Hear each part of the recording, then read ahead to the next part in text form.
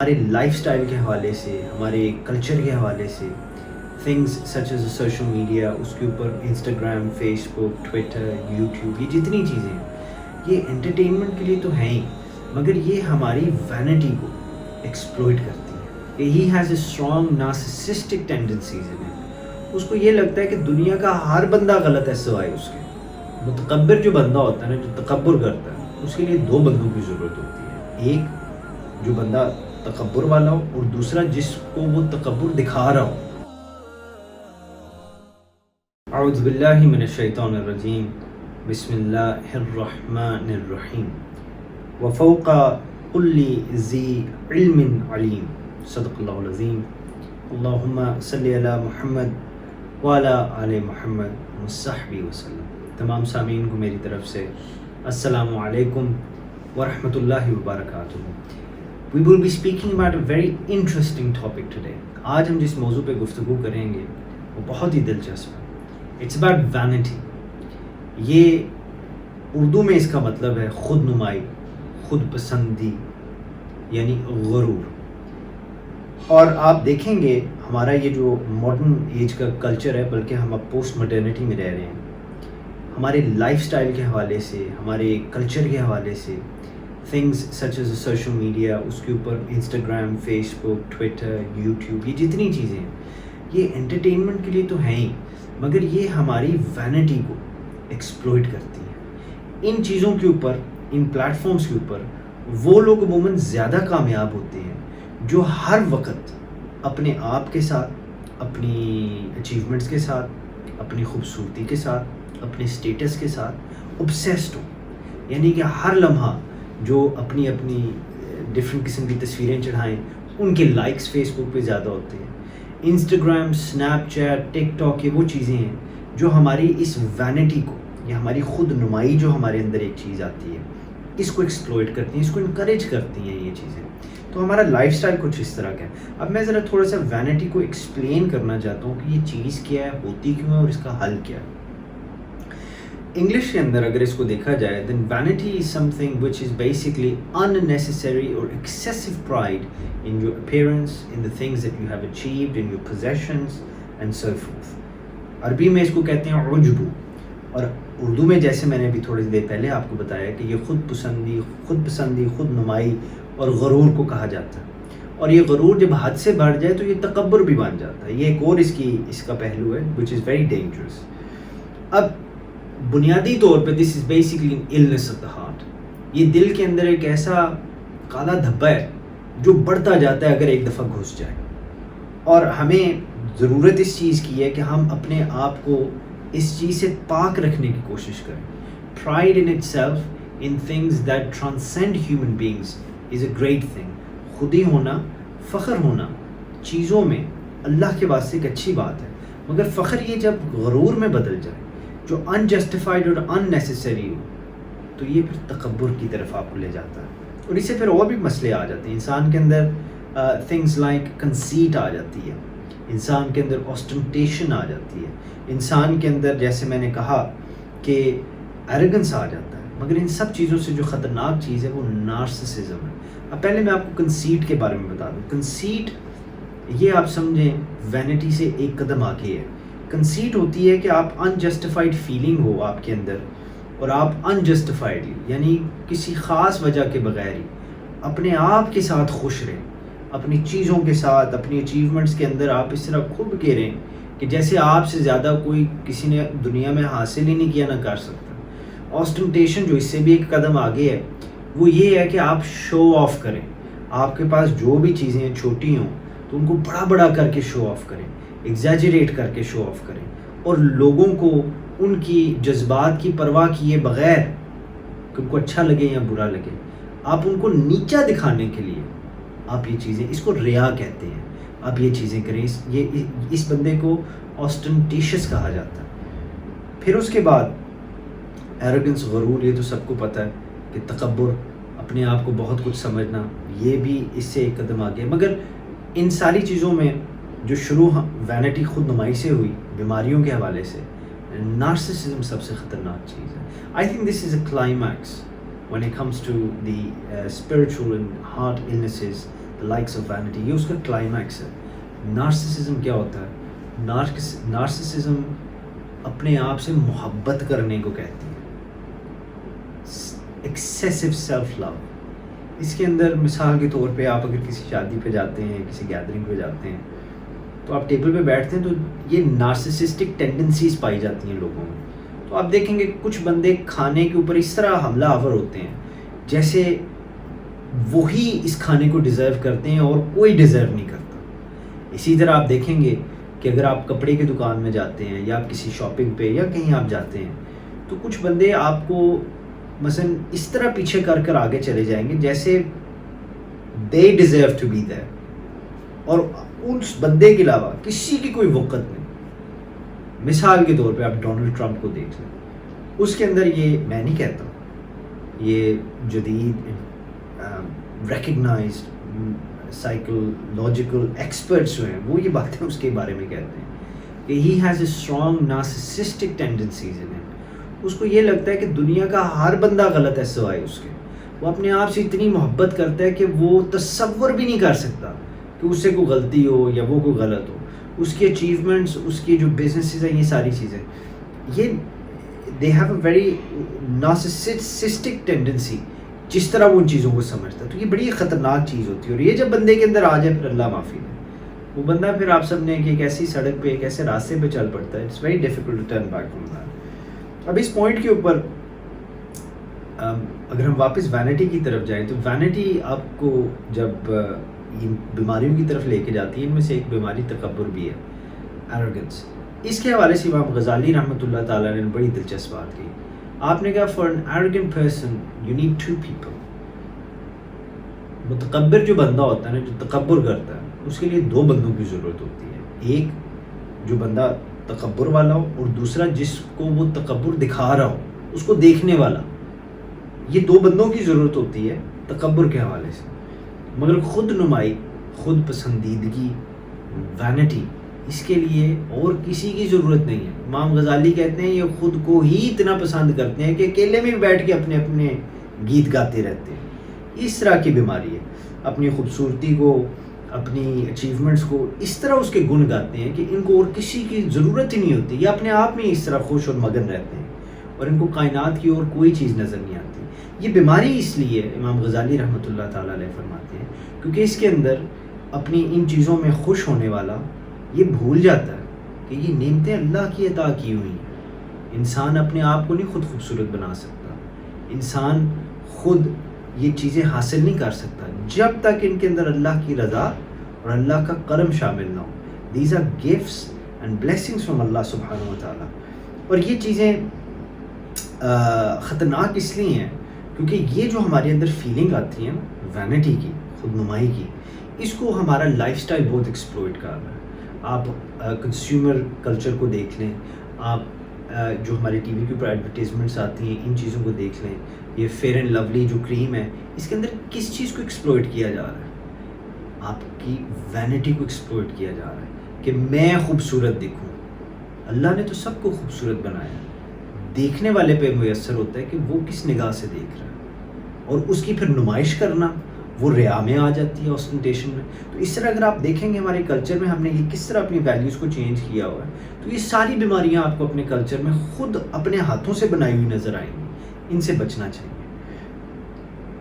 حضرت امام غزالی رحمۃ اللہ تعالیٰ علیہ نے اس ڈسٹنکشن کے ساتھ اس چیز کا پھر حل کی طرف بھی اشارہ کر دیا کہ جب بندہ یہ یاد رکھے کہ یہ نعمت جو ہے, خوبصورتی ہو, دولت ہو, اللہ سبحانہ و تعالیٰ کی طرف سے آرام و آسائش کی زندگی ہو, تو یہ تو نعمت اللہ کی ہے. اب اس کو تھوڑا سا میں ایکسپلین کرنا چاہتا ہوں کہ اللہ سبحانہ و تعالیٰ کی یہ سنت ہے جب وہ کریشن یعنی دنیا کو بناتا ہے. اس کو تھوڑا سا میں ایکسپلین کرنا چاہتا ہوں. It is part of the سنہ آف اللہ سبحانہ و تعالیٰ ان creation, that divine order woven in the fabric of existence that one must toil to refine his or her skills or his or her talent. یہ قدرت کا نظام ہے کہ انسان جس چیز پر محنت کرتا ہے, اگر اللہ نے اس کو ایک ٹیلنٹ دیا ہوا کہ وہ اس کے پاس ایک ہنر ہے، اس میں جتنی وہ محنت کرے گا اتنا وہ آگے جائے گا.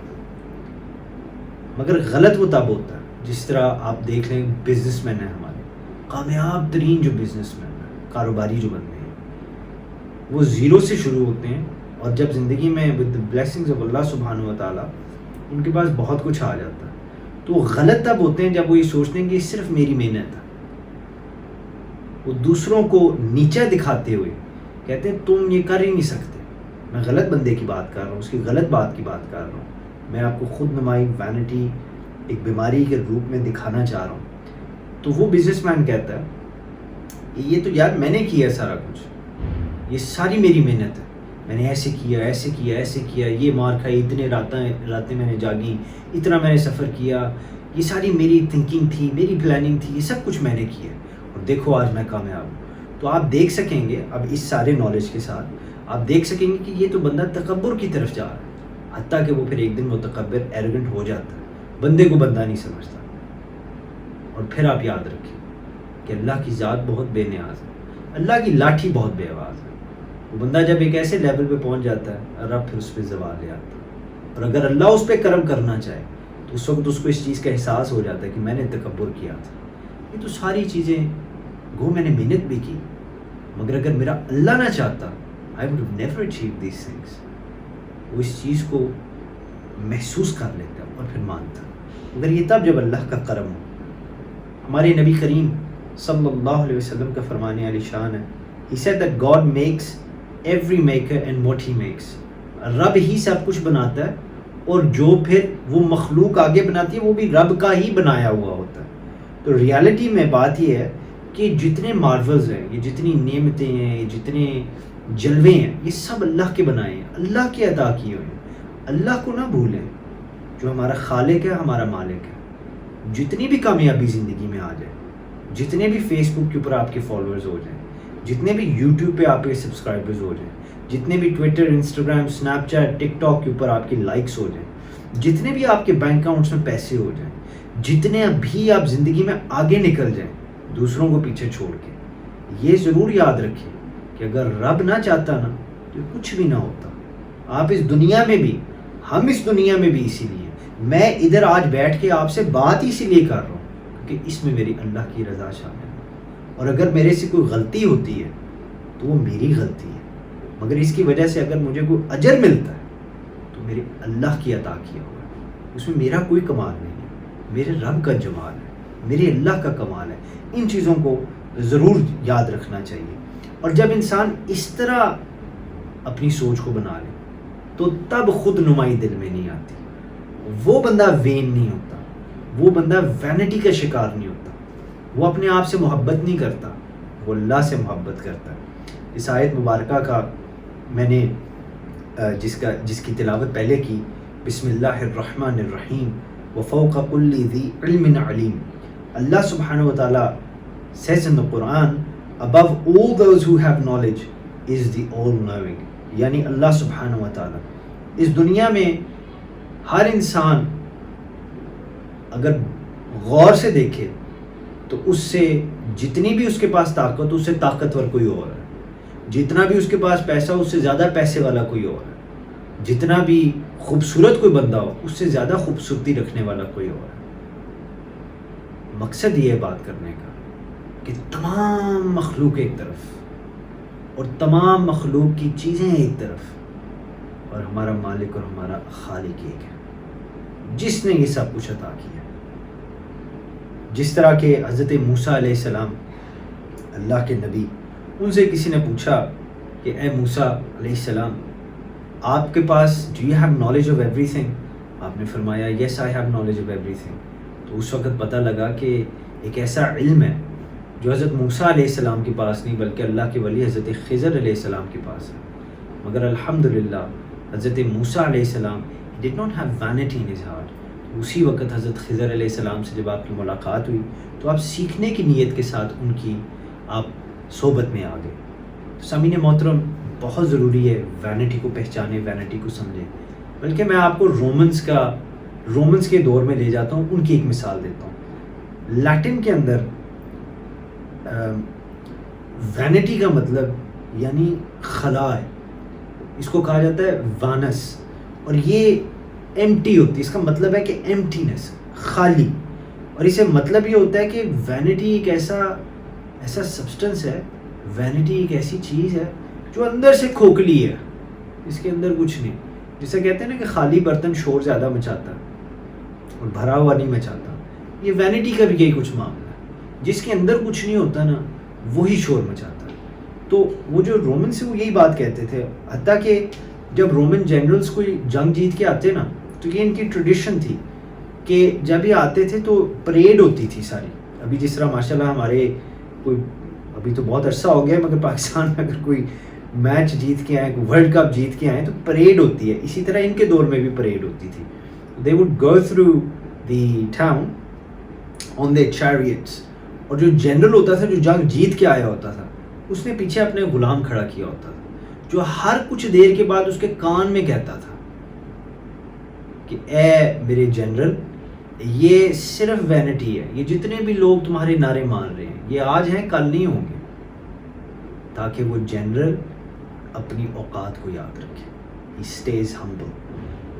سمعین محترم، یہ تو اینشنٹ وزڈم کا حصہ ہے کہ اپنی اکمپلشمنٹس، اپنی چیزیں، ان کو کبھی بھی اپنے دماغ کے اوپر نشے کی طرح سوار نہ ہونے دیں. ہمیشہ یاد رکھیں کہ رب اگر دے سکتا ہے تو اللہ پھر لے بھی سکتا ہے.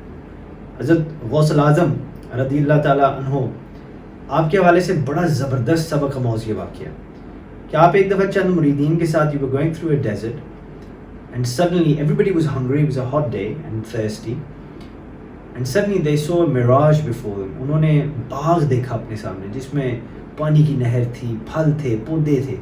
تو آپ کے مریدین آپ کے آگے چل رہے تھے، وہ دوڑ پڑے اس کی طرف. اور حضرت غوث الاعظم رضی اللہ تعالیٰ عنہ فرماتے ہیں کہ میں نے دیکھا کہ ایک برائٹ لائٹ ہے، ایک روشنی ہے، اور اس کے ساتھ سے آواز آ رہی ہے کہ اے Abdul Qadir, I am very pleased with you, I am your lord, اور میں تم سے بڑا خوش ہوں، میں تمہارا رب ہوں، میں تم سے بڑا خوش ہوں. آج کے بعد تمہارے پہ تمام یہ فرائض جو فرض نمازیں ہیں یہ میں تمہیں معاف کرتا ہوں کیونکہ میں تم پہ راضی ہوں. حضرت عبد القادر غوث الاعظم رضی اللہ تعالیٰ عنہ، آپ نے اسی وقت تیسرا کلمہ پڑھا، اللہ سے شیطان کی پناہ مانگی اور کہا تو واقعی شیطان ہے. یہ سن کر وہ جو شیطان تھا وہ اپنے اصلی روپ میں آ گیا، اور آپ کے جو مریدین تھے وہ بھی دیکھ کر ادھر ہی رک گئے، اس باغ کی طرف بڑھے نہیں، کیونکہ وہ باغ غائب ہو گیا، وہ نہریں، وہ پھل، سب کچھ غائب ہو گئی اور شیطان اپنے اصلی روپ میں سامنے آ گیا. اس نے آ کر کہا کہ عبد القادر، میں نے اس طریقے سے 70,000 اولیاء کو گمراہ کیا، کیا بات ہے تیرے علم کی، آج تجھے تیرے علم نے بچا لیا. What great knowledge do you have and today your knowledge has saved you. تو حضرت عبد القادر غوث الاعظم رضی اللہ تعالیٰ عنہ نے خدا کی بارگاہ میں ہاتھ اٹھائے اور اللہ سے شیطان کی پناہ مانگی، اور یہ بات آپ نے فرمائی جس کو اگر میں اور آپ زندگی میں یاد رکھیں گے تو انشاءاللہ ایسی ہر آزمائش میں اللہ ہمیں اپنی حفاظت میں رکھے گا. انہوں نے فرمایا اے ابلیس، تو واقعی شیطان ہے، یہ میرا علم نہیں ہے جس نے مجھے بتایا، یہ تو میرے رب کا رحم ہے، میرے رب کا کرم ہے جس کے صدقے آج میں بچ گیا.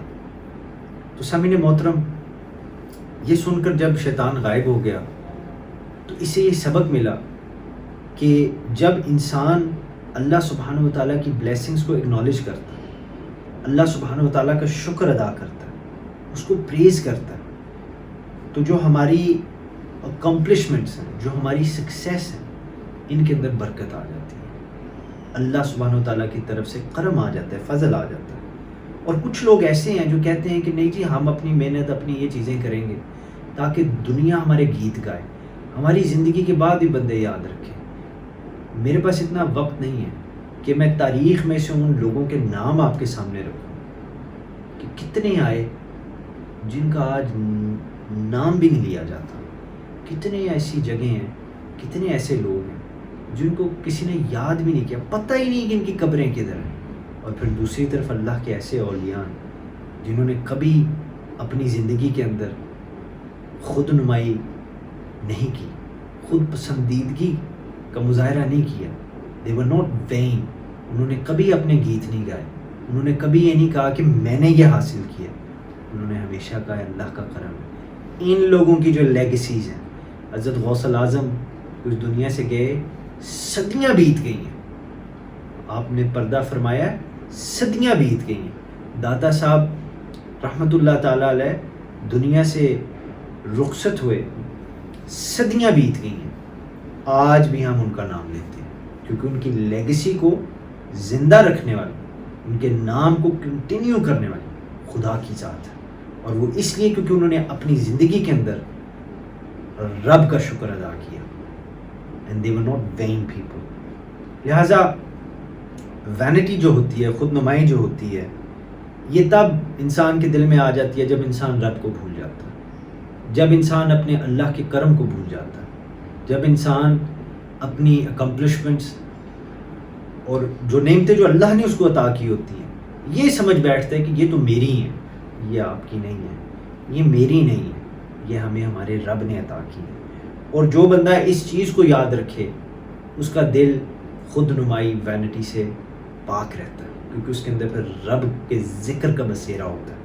لہٰذا I will say to all the young people، اگلی سیلفی لینے سے پہلے، اگلی پوسٹنگ کرنے سے پہلے، اگلی دفعہ اپنے گیت خود گانے سے پہلے یا دوسروں کو کہو کہ میرے گیت گاؤ، یہ چیزیں کرنے سے پہلے ضرور یاد رکھو the source of all blessings is اللہ سبحانہ و تعالیٰ.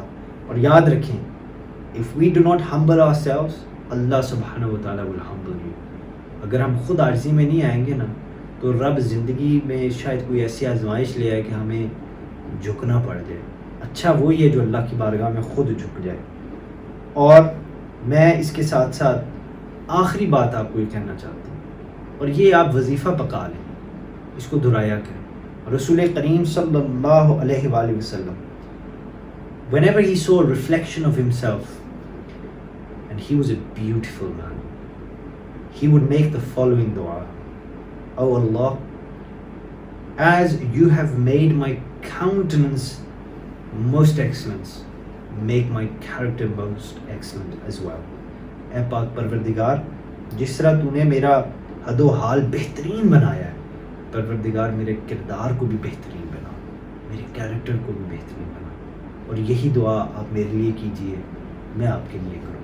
السلام علیکم ورحمۃ اللہ وبرکاتہ.